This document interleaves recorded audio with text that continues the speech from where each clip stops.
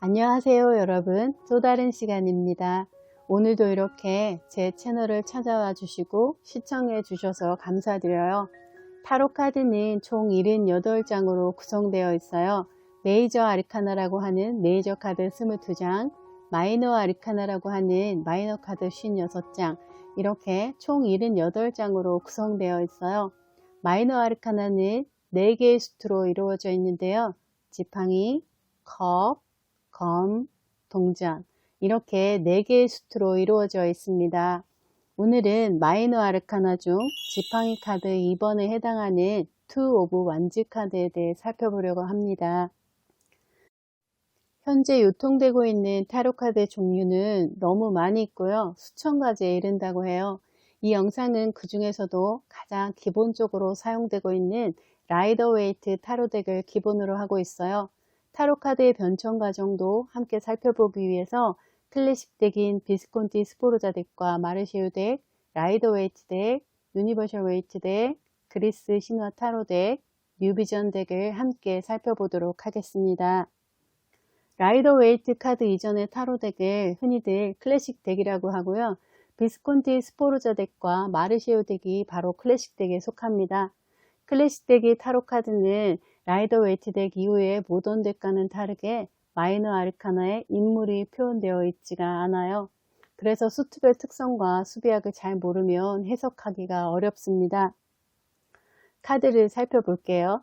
이 카드가 라이더 웨이트 카드인데요. 카드에 보면 로마 숫자로 2가 적혀 있어요. 2는 하나가 아닌 최소의 숫자로 관계를 나타내고요. 양극하는 에너지와의 조화와 균형을 나타냅니다. 예를 들면 빛과 어둠, 내면과 외면 같은 서로 반대되는 에너지의 조화와 균형이에요. 이 에너지가 균형을 이루지 않는다면 두 에너지 사이에 갈등과 경쟁이나 대립이 나타나겠죠. 지팡이는 불 속성으로 발산하는 남성적인 에너지를 가지고 있어요. 불 속성은 역동적이고 도전적이며 순간 집중력이 매우 높습니다. 하지만 즉흥적인 성격으로 인해서 성격이 급하고 쉽게 흥분하며 경솔하다는 단점도 가지고 있죠. 그럼 시간에 따라 카드가 어떻게 변화했는지 살펴보도록 하겠습니다.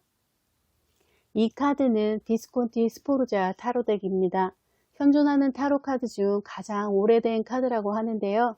이 카드가 만들어지기 전에도 수많은 타로 카드가 있었다고 해요. 비스콘티 타로 덱은 라이더 웨이트 카드 이후의 덱에서처럼 인물은 표현되어 있지 않고요. 이렇게 수트로만 표현되어 있어요.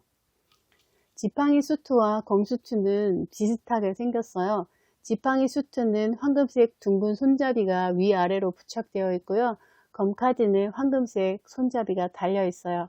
우리가 알고 있는 검처럼 생겼습니다. 이렇게 X자로 교차하는 홀을 리본이 휘감고 있고요.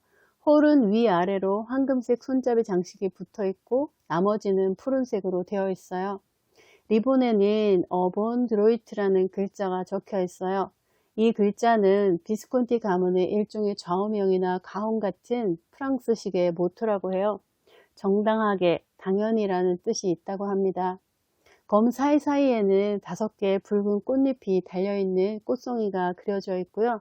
위아래 2개씩 푸른색 꽃송이가 그려져 있습니다. 비스콘티 카드는 크기가 굉장히 큽니다. 왜냐하면 이 카드는 인쇄 기술이 발전되기 전인 1451년에 제작되었다고 하고요. 보나파시오 벤보라는 화가가 붓으로 일일이 한 장 한 장 그렸기 때문에 카드가 이것보다 작았다면 그리기가 굉장히 어려웠을 거예요. 다음은 마르쉐유 덱입니다.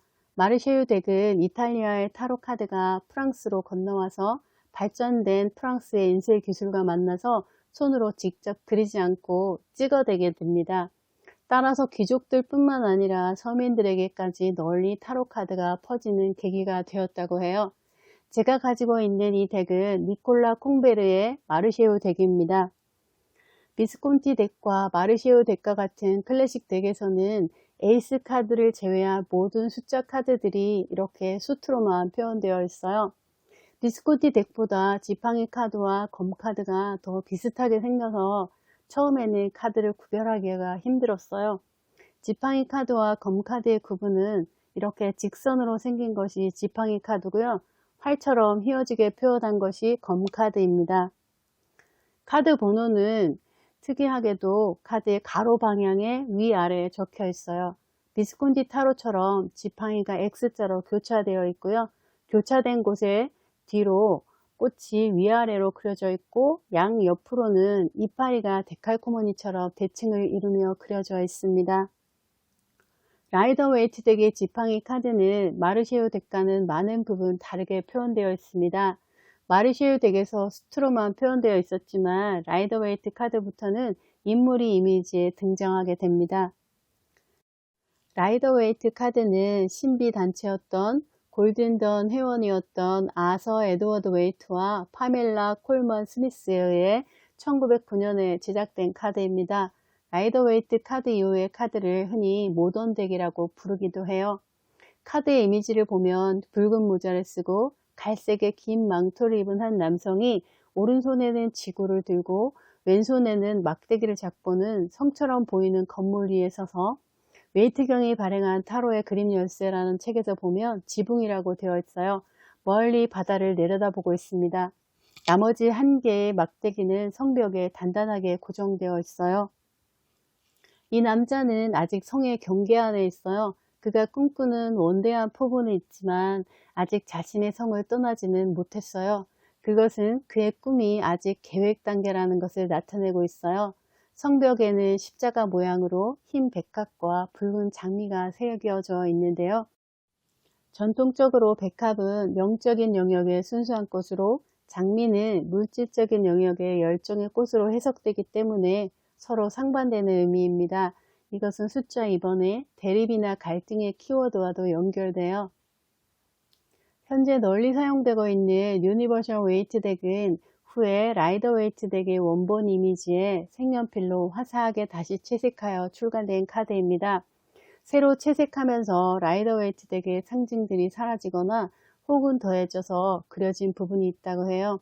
그래서 어떤 부분에서는 라이더 웨이트 카드와 유니버셜 웨이트 카드의 리딩이 조금은 달라질 수도 있습니다. 그리스 신화 타로 덱의 지팡이 카드는 황금 양털 이야기로 이루어져 있습니다.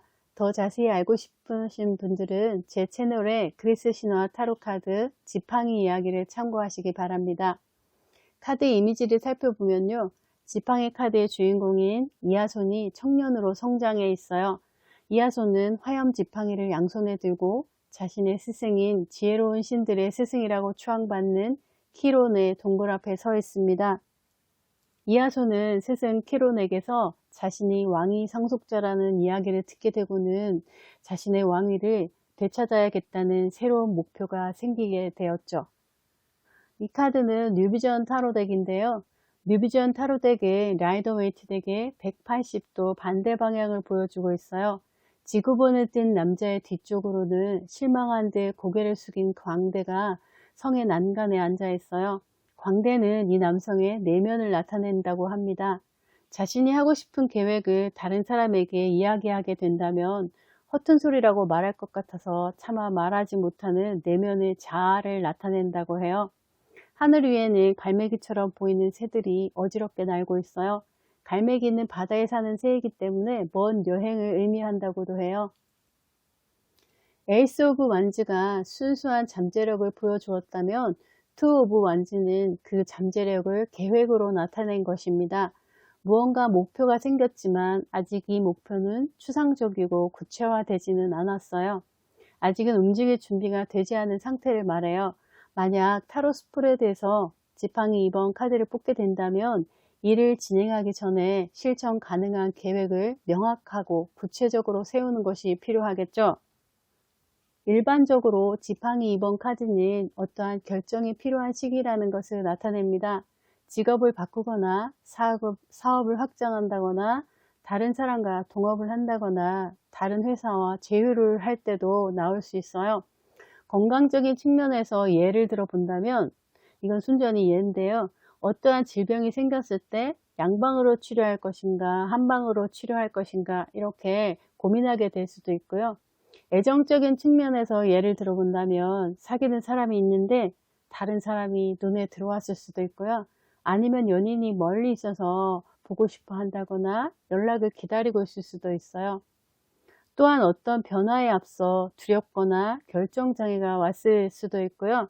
어떤 선택 앞에서 머뭇거리고 있을 수도 있을 거예요.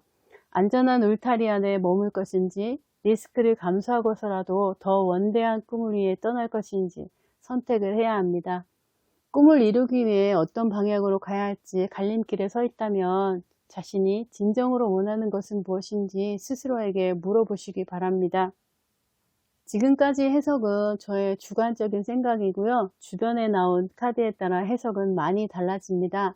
카드 한 장만 놓고 보았을 때를 이야기하는 것이므로 저의 해석은 그냥 참고만 해주시기 바랍니다. 웨이트 덱으로 리딩하게 되더라도 이처럼 비스콘티 타로 덱이나 마르시우 덱, 그리스 신화 덱 또는 뉴비전 덱을 잘 알고 있다면 리딩에 훨씬 더 깊이를 줄 것이라 생각해요. 지금까지 타로 카드의 마이너 아르카나 중 지팡이 2번 투 오브 완즈 카드에 대해 살펴보았습니다.